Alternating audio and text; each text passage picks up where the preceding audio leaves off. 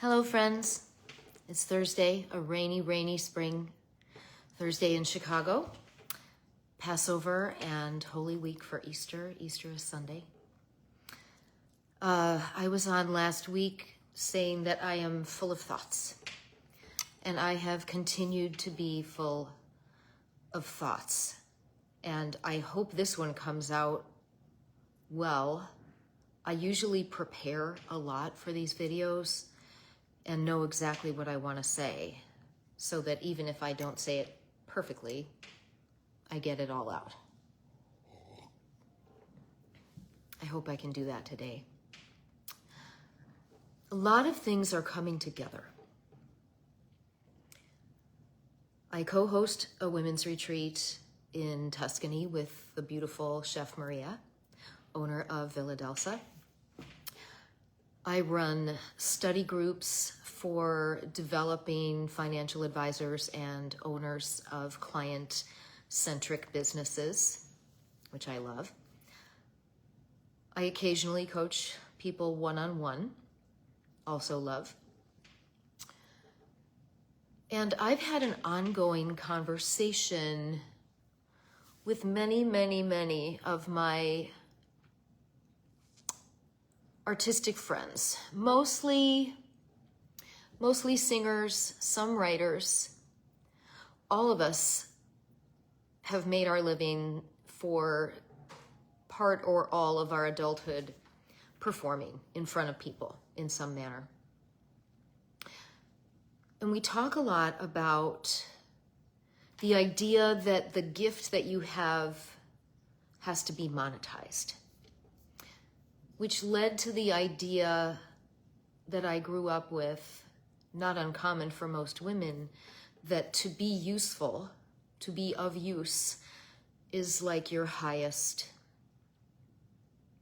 that you're fulfilling your highest purpose that way. And all of this has been coming together at a time when I realized that I'm coming out of a phase where I was having a really hard time locating joyfulness, playfulness, doing things because they are fun or feel good, instead of because it needs to get done.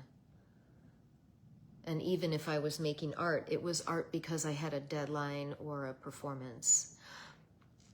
And all of this has been coming together. And one thing that has been bothering me is I love doing women's retreats in Tuscany. I love it.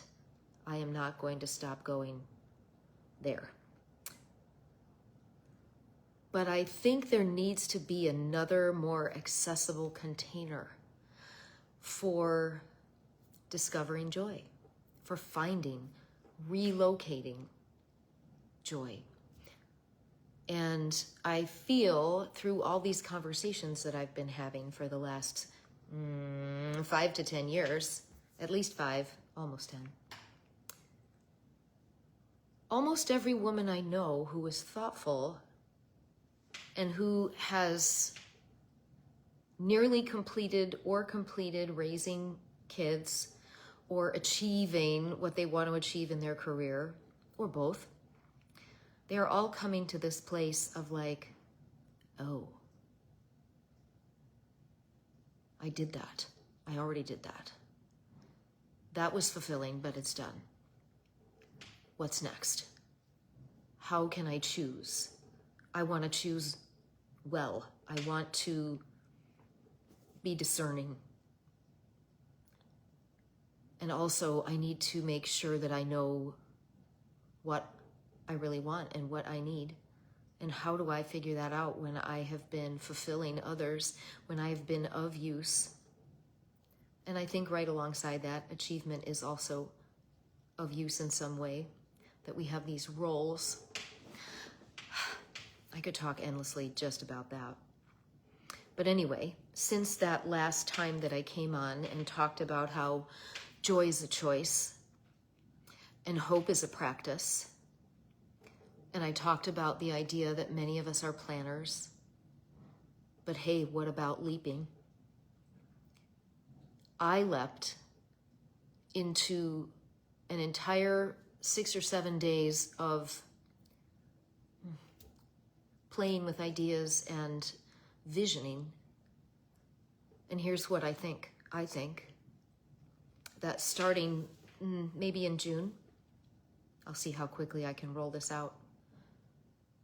I would like to do a 12-month monthly salon on Zoom for women called Accessing Joy.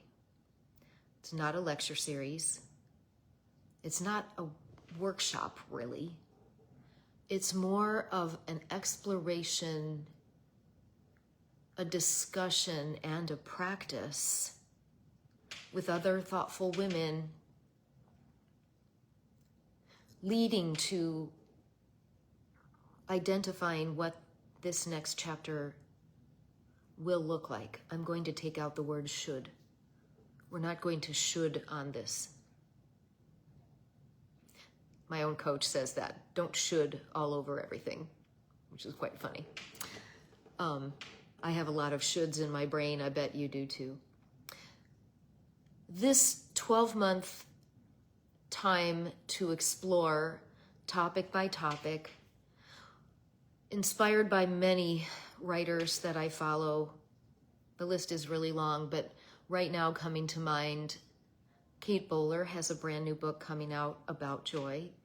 Anne Lamott has been talking about this in various ways with her singular sense of humor and silliness and self-deprecation. Who else comes into my brain?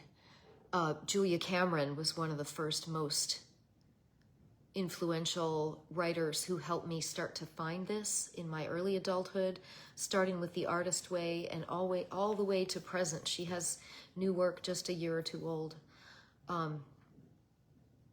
I've created a framework for this, and I want to start gathering thoughtful women who would like to be part of this inaugural cohort. I'd like it to be quite small, and I'm just thinking out loud because it's kind of how I do my best